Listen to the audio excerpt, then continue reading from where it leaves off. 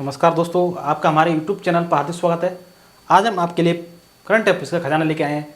तो आइए current affairs का पहला क्वेश्चन देखते हैं। हाल ही में कौन सा देश भारत को सूचित देशों की सूची में जोड़ेगा? तो ये ब्रिटेन है जो भारत को सूचित देशों की सूची में जोड़ेगा। और आपको बता दें कि ब्रिटेन की महत्वपूर्ण बात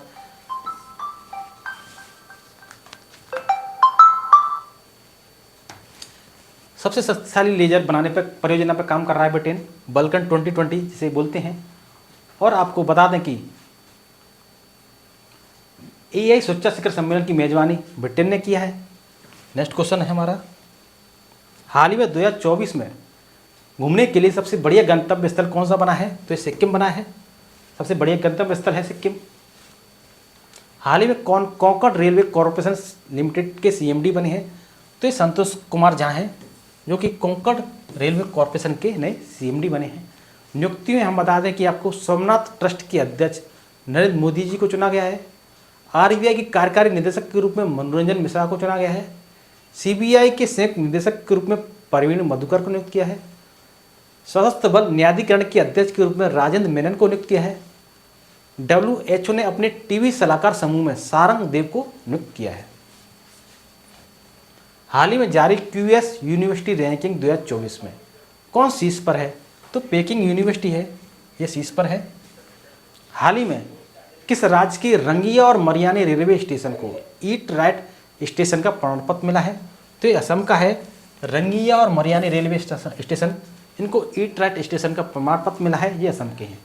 और आपको बता दें कि असम की महत्वपूर्ण बात कि असम के राज्यपाल ने सरपंच संवाद मोबाइल ऐप का अनावरण किया है। पेप्सी को असम में नया संयंत्र स्थापित करने के लिए 778 करोड़ रुपए का निवेश करेगी।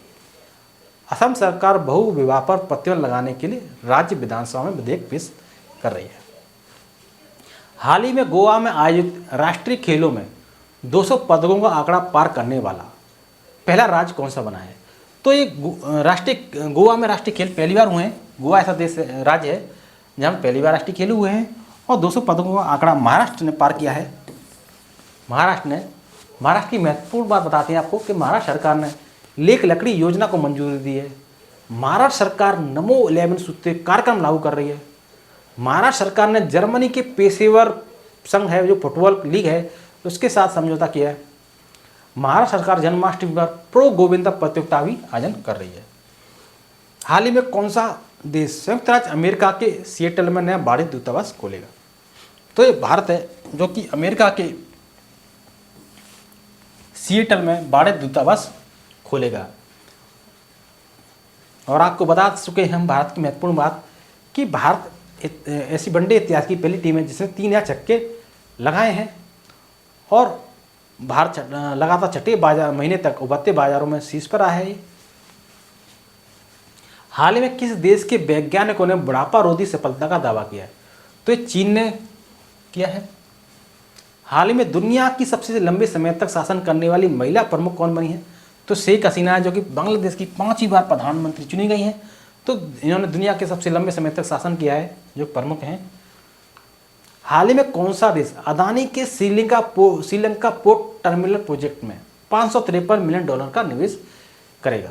तो ये अमेरिका है, संयुक्त राज्य अमेरिका, जो श्रीलंका के पोर्ट टर्मिनल प्रोजेक्ट में जो कि अदानी का है उसमें $553 मिलियन का निवेश करेगा। हाल ही में AI किस डिक्शनरी का वर्ड ऑफ द ईयर 2023 बना है? तो कॉलिंस डिक्शनरी का बना है। कॉलिंस डिक्शनरी का बना है ये AI जो वर्ड ऑफ द ईयर बना है कॉलिंस डिक्शनरी का बना है ये। हाल ही में G7 विदेश मंत्रियों की बैठक कहाँ हुई? तो ये जापान में हुई है। G7 विदेश मंत्रियों की बैठक कहाँ हुई है? जापान में हुई है। जापान की महत्वपूर्ण बात बता दें आपको कि इसरो इस जापान की स्पेस एजेंसी की मदद से अगला चांद मिशन पूरा करेगा। जापान के एप्सिलॉन रॉकेट इंजन में परीक्षण के दौरान विस्फोट हुआ। जापान के एप्सिलॉन रॉकेट इंजन है, इसमें परीक्षण के दौरान विस्फोट हुआ। एप्सिलॉन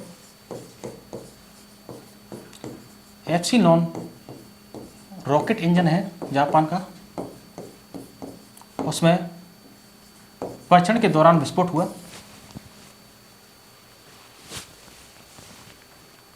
हाल ही में किस देश के क्लुचेव्स्काया सोप का ज्वालामुखी में विस्फोट हुआ है? तो ये रूस का है। रूस की महत्वपूर्ण बात बताते हैं आपको कि भारत ने रूस से S-400 मिसाइल स्क्वाड्रन खरीदे हैं।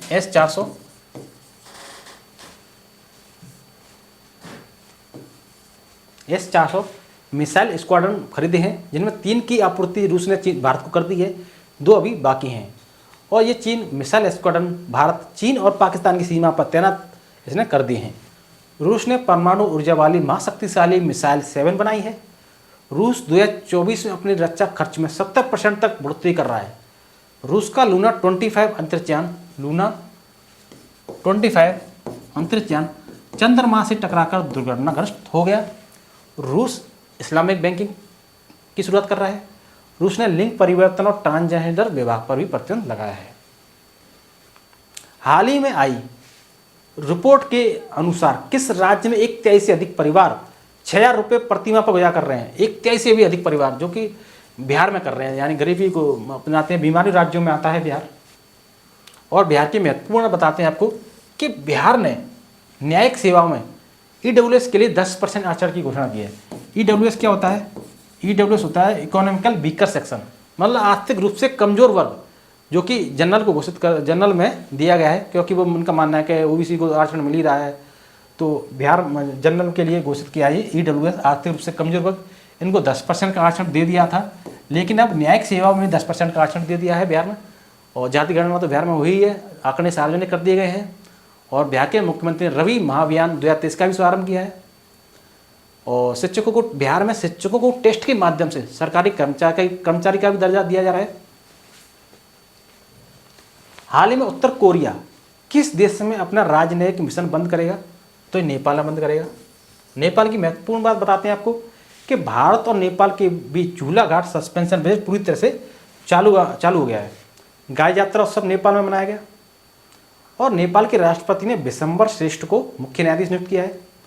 नेपाल के पूर्व क्रिकेटर ज्ञानेंद्र मल्ला ने अंतर्राष्ट्रीय क्रिकेट से संन्यास ले लिया। ये नेपाल की बात हो गई। अब आइए नेक्स्ट क्वेश्चन देखते हैं। हाल ही में कौन सी राज्य सरकार गाय जनगणना कराएगी? तो गाय जनगणना उत्तर प्रदेश की सरकार कराएगी। उत्तर प्रदेश की महत्वपूर्ण बात देखते हैं। उत्तर प्रदेश में भारत का पहला जल विश्वविद्यालय खुलेगा। जल विश्वविद्यालय भारत का कहाँ खुलेगा? उत्तर प्रदेश में खुलेगा। उत्तर प्रदेश में खुलेगा, ठीक है। और रन फॉर यूनिटी कार्यक्रम का आयोजन भी लखनऊ में किया गया है। भगवान बुद्ध की 51 फीट ऊंची प्रतिमा कौशाम्बी में स्थापित की गई है। 3 दिवसीय श्री अन्न महोत्सव भी उत्तर प्रदेश में हुआ है। जल विश्वविद्यालय आप देख चुके हैं कि भारत का सबसे पहला जल विश्वविद्यालय उत्तर प्रदेश में खुलेगा।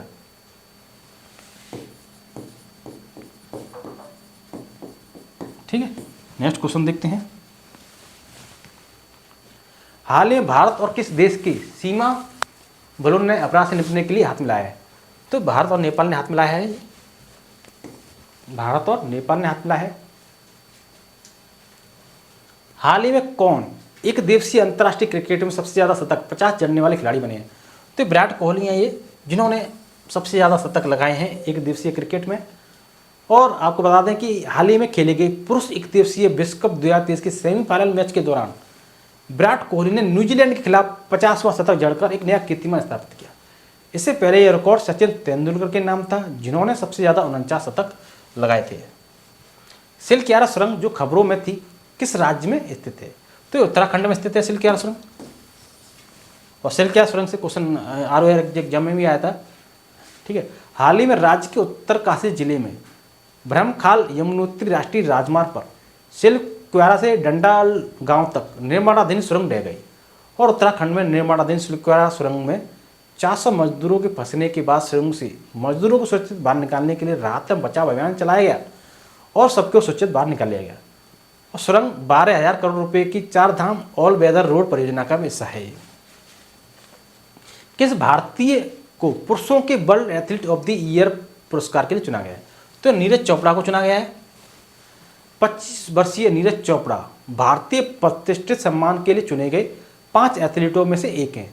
अंतिम सूची में अन्य पुरुष एथलीट USA के रैन क्राउसर शॉटपुट हैं, स्वीडन के मोंडो डुप्लांटिस पोल वोल्ट हैं, केन्या के कैलिन कैप्टम हैं मैराथन है, यूएसए के नू लाइल्स हैं। तो 5 ये खिलाड़ी हैं। माउंट एटना जो खबरों में था किस देश में स्थित है? तो इटली में स्थित है। और ये माउंट एटना सक्रिय ज्वालामुखी है, विश्व के सक्रिय ज्वालामुखियों में से एक है माउंट एटना।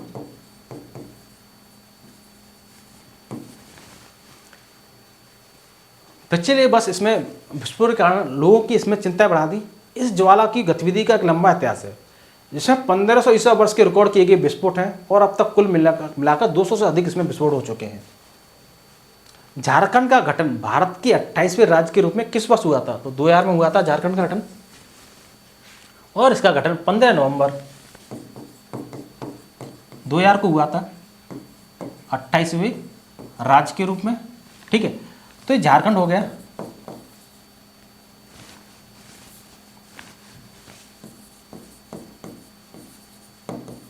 आपको बता दें कि 1 नवंबर 2000 को छत्तीसगढ़ का गठन हुआ था और 9 नवंबर 2000 को उत्तराखंड का गठन हुआ था। ये 3 राज्यों का गठन हुआ था। ये 26वां राज्य, ये 26वां ये है छत्तीसगढ़, 26वां छत्तीसगढ़ है, 27वां उत्तराखंड है, 28वां झारखंड है। तो 3 राज्यों का गठन 2000 में हुआ था। 1 नवंबर 2000 को छत्तीसगढ़, 9 नवंबर 2000 को उत्तराखंड, 15 नवंबर 2000 को झारखंड। उत्तराखंड का गठन उत्तर प्रदेश से हुआ, छत्तीसगढ़ का गठन मध्य प्रदेश एमपी से हुआ, एमपी से काटकर, और झारखंड का गठन बिहार के दक्षिणी जो हिस्सा है उसको काटकर हुआ। तो 3 राज्यों का गठन हुआ था 2000 में। तो आपको ये पॉइंट याद रखना है। 9वें भारत अंतर्राष्ट्रीय विज्ञान महोत्सव 2023 का मेजबान कौन सा राज्य है? तो हरियाणा है। और हरियाणा में ये फरीदाबाद में आयोजन हुआ था इसका विज्ञान महोत्सव का। और साइंस सिटी भी, हरियाणा सरकार साइंस सिटी भी ये फरीदाबाद को बढ़ाने जा रही है। इस संस्करण की थीम क्या थी कि अमृत काल में विज्ञान और प्रौद्योगिकी सार्वजनिक आउटरीच। यह कार्यक्रम विज्ञान और प्रौद्योगिकी मंत्रालय और पृथ्वी विज्ञान मंत्रालय द्वारा विज्ञान भारती के सहयोग से आयोजित किया गया। प्रधानमंत्री नरेंद्र मोदी के दूरदर्शी नेतृत्व में यह कार्यक्रम आयोजित किया गया। और IISF जो कि अंतर्राष्ट्रीय विज्ञान महोत्सव बोलते हैं इसे, ये 2023 में प्रतिभागियों और आम जनता को लाभ प्रदान करने वाली वैज्ञानिक उपलब्धियों को प्रदर्शित करने के लिए कुल 17 थीम इसमें थी। प्रतिवर्ष 14 नवंबर को दुनिया भर में किस रोग के बारे में जागरूकता फैलाने के उद्देश्य से एक दिवस मनाया जाता है? तो ये 14 नवंबर को डायबिटीज डे यानी मधुमेह बीमारी को लेकर लोगों के बीच जागरूकता बढ़ाने के उद्देश्य से यह दिवस प्रतिवर्ष 14 नवंबर को मनाया जाता है। क्योंकि विश्व स्वास्थ्य संगठन के अनुसार हर साल डायबिटीज के कारण करीब 40 लाख मरीज की मौत हो जाती है। लेकिन सबसे ज़्यादा जो मामले देखे गए हैं डायबिटीज के, वो भारत में ही देखे गए हैं। और आपको WHO की बता दें, WHO का मुख्यालय पेरिस में है, जो कि फ्रांस की राजधानी है। एशिया प्रशांत आर्थिक सहयोग एपेक नेताओं की बैठक 2023 का मेजबान कौन सा देश है? तो एशिया प्रशांत आर्थिक सहयोग एपेक नेताओं की बैठक 2023 का मेजबान देश है USA, संयुक्त राज्य अमेरिका। वर्तमान में लीडर्स वीक के लिए एशिया प्रशांत आर्थिक सहयोग अमेरिका के सैन फ्रांसिस्को में आयोजित हो रहा है, हुआ, जो कि 11 नवंबर से 17 नवंबर के बीच हुआ। बैठक के दौरान अमेरिकी राष्ट्रपति जो बाइडेन ने 1 साल में पहली बार चीनी नेता शी जिनपिंग से मुलाकात की और अमेरिका और चीन संबंधों और आर्थिक मुद्दों पर चर्चा भी की। प्रतिवर्ष पूरे भारत में राष्ट्रीय प्रेस दिवस कब मनाया जाता है? तो ये 16 नवंबर को मनाया जाता है प्रतिवर्ष पूरे भारत में राष्ट्रीय प्रेस दिवस। और यह दिवस 16 नवंबर को प्रतिवर्ष प्रेस की आज़ादी के महत्व के प्रति जागरूकता फैलाने के उद्देश्य से मनाया जाता है। क्योंकि पत्रकारिता, जिसे जर्नलिज्म कहते हैं, लोकतंत्र का चौथा स्तंभ माना जाता है। भारत एक लोकतांत्रिक देश है। भारत में प्रेस की स्वतंत्रता भारतीय संविधान के अनुच्छेद 19 में भारतीयों को दिए गए अभिव्यक्ति की आज़ादी के मूल अधिकार से सुनिश्चित होती है। हाल ही में कौन ICC हॉल ऑफ फेम में शामिल होने वाली प्रथम भारतीय महिला क्रिकेटर बनी है? तो डायना एडोल जी हैं, जो कि ICC हॉल ऑफ फेम में शामिल हुई हैं और इन्होंने 70 वर्षों तक भारतीय महिला क्रिकेट टीम का नेतृत्व किया है। ICC हॉल ऑफ फेम में वीरेंद्र सहवाग और अरविंद डी सिल्वा को भी शामिल किया गया है। वीरेंद्र सहवाग भारतीय ओपनर हैं जो कि विस्फोटक बल्लेबाज थे, ये भारत के थे। और श्रीलंका के थे, श्रीलंका के अरविंद डिसिल्वा, इनको भी आईसीसी हॉल ऑफ फेम में शामिल किया गया।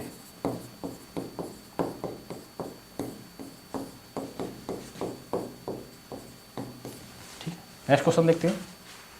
कौन सी संस्था वार्षिक ग्रीन हाउस गैस बुलेटिन जारी करती है? तो WMO, जिसके विश्व मौसम विज्ञान संगठन बोलते हैं, ये संस्था वार्षिक ग्रीन हाउस गैस बुलेटिन जारी करती है। और आपको बता दें कि 19वें वार्षिक ग्रीन हाउस गैस बुलेटिन के अनुसार 2022 में वायुमंडल में ग्रीन हाउस गैस सांद्रता अभूतपूर्व स्तर पर पहुंच गई है और वृद्धि की प्रवृत्ति को रोकने का कोई संकेत नहीं दिख रहा है। संयुक्त राष्ट्र की एक शाखा, विश्व मौसम विज्ञान संगठन संयुक्त राष्ट्र की शाखा है, ये पिछले वर्ष जलवायु वार्मिंग के लिए जिम्मेदार 3 प्राथमिक ग्रीन हाउस गैस हैं, कार्बन डाइऑक्साइड, CO2 और CH4, CO2, CH4, carbon dioxide, methane और नाइट्रस ऑक्साइड। ये 3 गैस हैं जो कि ग्रीन हाउस जो कि ग्लोबल वार्मिंग के लिए जिम्मेदार हैं। तो इन गैसों को रोकना काफ़ी महत्वपूर्ण है, उन गैसों को रोकना भी चाहिए। प्रतिवर्ष अंतर्राष्ट्रीय सहिष्णुता दिवस किस तारीख को मनाया जाता है? तो 16 नवंबर को ही मनाया जाता है अंतर्राष्ट्रीय सहिष्णुता दिवस। और इस दिन को मनाने का उद्देश्य सौहार्दपूर्ण से अस्तित्व बनाए रखने और विश्व में शांति तथा सामंजस्य कायम करने के लिए लोगों सहनशील बनने की आवश्यकता के विषय में जागरूक बनाना है। अंतर्राष्ट्रीय सहिष्णुता दिवस की स्थापना यूनेस्को ने वर्ष 1995 की थी। इसकी स्थापना की थी 1995 में, लेकिन 1996 से 16 नवंबर से अंतर्राष्ट्रीय सहिष्णुता दिवस मनाने की घोषणा की गई और तब से इस प्रतिवर्ष अंतर्राष्ट्रीय सहिष्णुता दिवस मनाया जा रहा है। हाल ही में कर्मचारियों के लिए दूसरा सबसे अच्छा देश कौन सा है? तो कर्मचारियों के लिए दूसरा सबसे अच्छा देश भारत है। हाल ही में डाबर ने किसे नया स्वतंत्र निदेशक नियुक्त किया है? तो सुशील चंद्रा को डाबर ने अपना स्वतंत्र निदेशक नियुक्त किया है। कौन सा देश यूरोप के पारंपरिक सशस्त्र बलों की संधि से बाहर हो गया है? तो रूस है, जो कि यूरोप में पारंपरिक सशस्त्र बलों की संधि से बाहर हो गया है। और रूस ने आधिकारिक तौर पर पारंपरिक हथियारों के इस्तेमाल को प्रतिबंध करने वाले अंतर्राष्ट्रीय सुरक्षा समझौते से खुद को यह कहते हुए अलग कर लिया है कि नाटो के विस्तार ने इस तरह के सहयोग को असंभव बना दिया। यानी नाटो चाहता है, मतलब जो पारंपरिक जो हथियार हैं उनका इस्तेमाल ना हो, ऐसा ये चाहता है। जो नाटो भी चाहता है और ये संगठन भी चाहता है, लेकिन रूस कह रहा है कि नाटो का विस्तार हो रहा है। नाटो उसके अलग संगठन है जो कि रूस के खिलाफ है। नाटो की फुल फॉर्म तो आप जानते ही हैं, नॉर्थ अटलांटिक ट्रीटी ऑर्गेनाइजेशन। इसका मुख्यालय ब्रुसेल्स बेल्जियम में है, लेकिन इसको अमेरिका की काफ़ी अच्छी पकड़ है, इस पर अमेरिकाई संगठन बोला जाता है इसको।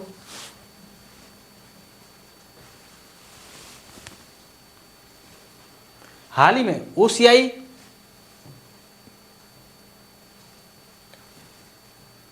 ICC ODI रैंकिंग में कौन नंबर 1 बल्लेबाज बने हैं? तो शुभम गिल बने थे एक बार के लिए। और आपको बता दें कि वनडे विश्व कप में 4 शतक लगाने वाले दुनिया के तीसरे क्रिकेटर क्विंटन डिकॉक बने हैं। वनडे विश्व कप में जो कि अभी हुआ था हाल ही में, तो भारत के सर्वाधिक विकेट लेने वाले गेंदबाज मोहम्मद शमी बने। क्रिकेट से जुड़े बेसबॉल शब्द को कॉलिंस डिक्शनरी में जोड़ा गया। वनडे क्रिकेट में सबसे तेज 100 विकेट लेने वाले गेंदबाज शाहिन अफरीदी बने हैं, जो कि शायद अफरीदी के दामाद हैं। हाल ही में किस देश को समुद्र के अंदर ज्वालामुखी विस्फोट के बाद नया द्वीप मिला है? तो जापान को मिला है। समुद्र के अंदर विस्फोट हुआ, नया द्वीप मिला जापान को। और एक चीज़ बता दें आपको, जापान की महत्वपूर्ण बात, कि भारत और जापान ने 3 स्कॉर्पियन पनडुब्बी के निर्माण के लिए समझौता किया है। MSCI emerging market index EM पर किस देश का भार सबसे अधिक है? तो चीन का भार सबसे अधिक है। विश्व स्तर पर ट्रैक किए जाने वाले gauge MSCI emerging market index बढ़ते बाजार पर चीन का भारांक सबसे अधिक लगभग 30% है। कितना है? 30% है। भारत दूसरे स्थान पर है और इस सूचकांक में उसका भारांक है 15.5%। जनवरी के अंत में भारत का भारांक 12.97 था, जिससे बढ़कर ये 15.5% हो गया है। यदि दक्षिण कोरिया बढ़ते बाजार से विकसित भारत की श्रेणी में संग्रहण करता है तो भारत का वजन जो भारांक है समाज दृष्टि से 18.5% तक हो सकता है। ताइवान का भारांक 15.1% है। उसके बाद दक्षिण कोरिया का है। हाल ही में कौन सा देश दिवाली उत्सव को यूनिटी इन डाइवर्सिटी विषय के साथ रोशन करेगा? तो यूएई करेगा, यूनाइटेड अरब अमीरात। और आपको बताते हैं कि CBSE central board of secondary education अपना प्रशासनिक कार्यालय यूएई में खुल रहा है। यूटी वर्ल्ड मिडिल ईस्ट 2023 की मेजबानी दुबई करेगा जो कि यूएई में स्थित है। भारत ने यूएई को अपना पहला कच्चे तेल का भुगतान स्थानीय मुद्रा में तय किया है। कोरोना वायरस का नया वेरिएंट भी यूएई में ही मिला है। हाल ही में संयुक्त राष्ट्र की एक रिपोर्ट के अनुसार किस क्षेत्र को पानी की कमी के मामले में विश्व का सबसे खराब क्षेत्र माना गया है? तो दक्षिण एशिया है, जिसको विश्व का सबसे खराब क्षेत्र माना गया है पानी की कमी के मामले में। तो क्योंकि दक्षिण एशिया में जलवायु परिवर्तन के कारण गंभीर पानी की कमी के कारण कठिनाई का सामना करने वाली बच्चों की संख्या अधिक है। संयुक्त राष्ट्र बाल एजेंसी की एक रिपोर्ट के अनुसार दक्षिण एशिया में 18 वर्ष से कम उम्र के 347 मिलियन बच्चे आश्चर्यजनक रूप से उच्च या अत्यधिक पानी की कमी से प्रभावित हैं, जो सभी वैश्विक क्षेत्रों में आंकड़ा सबसे अधिक है। किस शहर ने दिवाली की पूर्व संध्या पर 22,23,000 लाख मिट्टी के दीपक जलाने का विश्व रिकॉर्ड बनाया है? तो ये अयोध्या ने बनाया है। और इससे पहले भी अयोध्या ने 70 लाख से ज़्यादा दिए जलाए थे। 2022 में राम की पेड़ी के घाटों पर 70 लाख से ज़्यादा दीपक जलाए थे। तो अपना ही रिकॉर्ड इसने तोड़ दिया और सरयू नदी के तट पर स्थित शहर ने अपना ही रिकॉर्ड तोड़ दिया।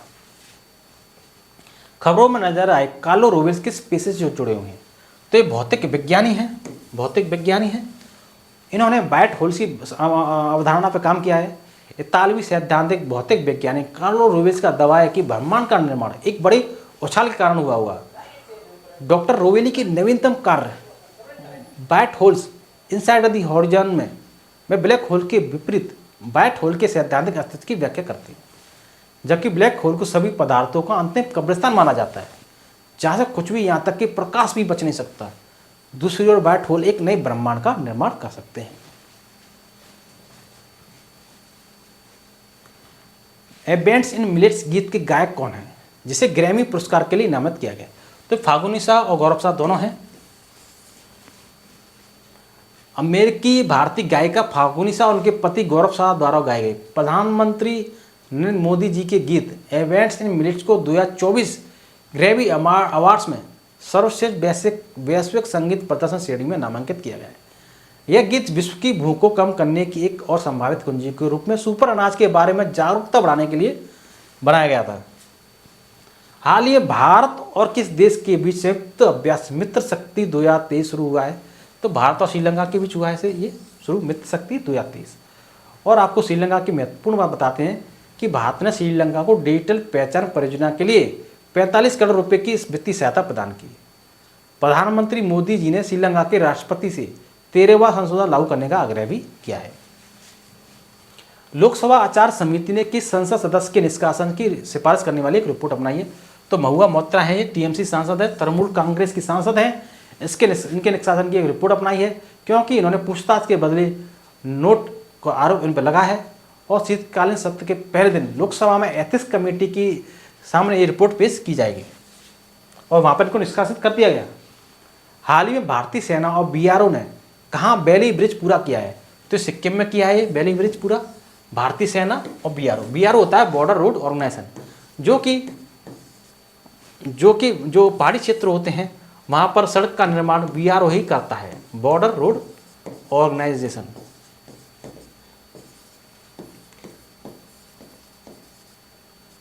आप जानते हैं दिलीप चौधरी इसके महानिदेशक थे, लेकिन अब इसके महानिदेशक लेफ्टिनेंट जनरल रघु श्रीनिवासन बन गए हैं बीआरओ के। और सिक्किम की महत्वपूर्ण बात कर लेते हैं कि 209वीं भानु जयंती सिक्किम में मनाई गई। शिकायत निवारण सूचकांक में सिक्किम शीर्ष पर है। भूमधु उत्सव भी सिक्किम में मनाया गया है। सिक्किम सरकार ने अम्मा और बहनी योजना की पहले की है। और सिक्किम के पूर्व मुख्यमंत्री वी श्री गुरुंग का भी निधन हो चुका है। हाल ही में किसने दुनिया का सबसे तेज इंटरनेट लॉन्च किया है? तो चीन ने सबसे तेज इंटरनेट लॉन्च किया है, दुनिया का सबसे तेज। हाल ही में प्रसिद्ध वीडियो चैट ओमेगल कितने साल बाद बंद हुआ है? तो 14 साल बाद बंद हुआ है। प्रसिद्ध वीडियो चैट ऐप है ये ओमेगल, ये 14 साल बाद बंद हुआ है। हाल ही में भारतीय नाविक जहाज एडवांटेज स्वीट को किस देश से सुरक्षित वापस लाया गया है? तो ईरान से वापस लाया गया है। ईरान की महत्वपूर्ण बात बताते हैं आपको कि ईरान ने नूर उपग्रह को कक्षा में प्रक्षेपित किया है, नूर उपग्रह को, ठीक है। ईरान ने मुहाजिर-1 ड्रोन का उद्घाटन किया है, मुहाजिर ड्रोन है, मुहाजिर-1 ड्रोन है, उसका भी उद्घाटन किया है ईरान ने।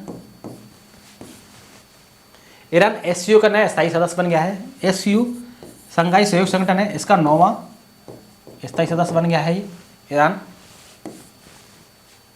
ईरान ने दूसरे सैन्य उपग्रह नूर 2 का भी सफल परीक्षण किया है।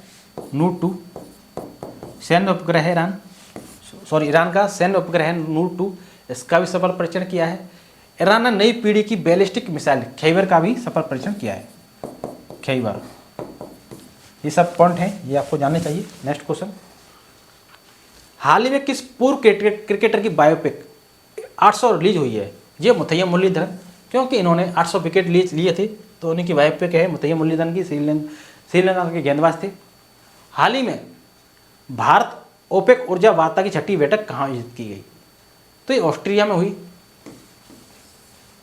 भारत ओपेक ऊर्जा वार्ता की 6ठी बैठक ऑस्ट्रिया। हाल ही में इस्लामिक अरब शिखर सम्मेलन कहाँ संपन्न हुआ? तो इस्लामिक अरब शिखर सम्मेलन रियाद में हुआ, जो कि सऊदी अरब में स्थित है, रियाद। हाल ही में संपन्न एशियाई तीरंदाजी चैंपियनशिप में कौन शीर्ष पर रहा? तो इसमें दक्षिण कोरिया शीर्ष पर रहा। एशियाई तीरंदाजी चैंपियनशिप जो कि चीन में आयोजित हुई, तो इसमें दक्षिण कोरिया शीर्ष पर रहा। और दक्षिण कोरिया की महत्वपूर्ण बात बताते हैं आपको कि दक्षिण कोरिया दुनिया के सबसे बड़े चिप सेंटर का निर्माण करेगा। ओशिनिक सिटी नामक तैरता हुआ शहर दक्षिण कोरिया में स्थापित किया जा रहा है। सुकवेल दक्षिण कोरिया के नए राष्ट्रपति बने हैं। सुकवेल दक्षिण कोरिया के नए राष्ट्रपति बने हैं। स्पेस एक्स ने दक्षिण कोरिया के सैन्य उपग्रह अनासिस सेकंड का सफलपूर्वक लॉन्च किया है। अपना पहला स्वदेशी अंतरिक्ष रॉकेट नरीवीर इसने दक्षिण कोरिया ने लॉन्च किया है। आशा करता हूं कि आपको हमारा वीडियो अच्छा लगा होगा। यदि आपको हमारा वीडियो अच्छा लगा हो तो वीडियो को लाइक एंड शेयर जरूर करें, चैनल को सब्सक्राइब करें, कमेंट बॉक्स में कमेंट करें। अब तक के लिए धन्यवाद।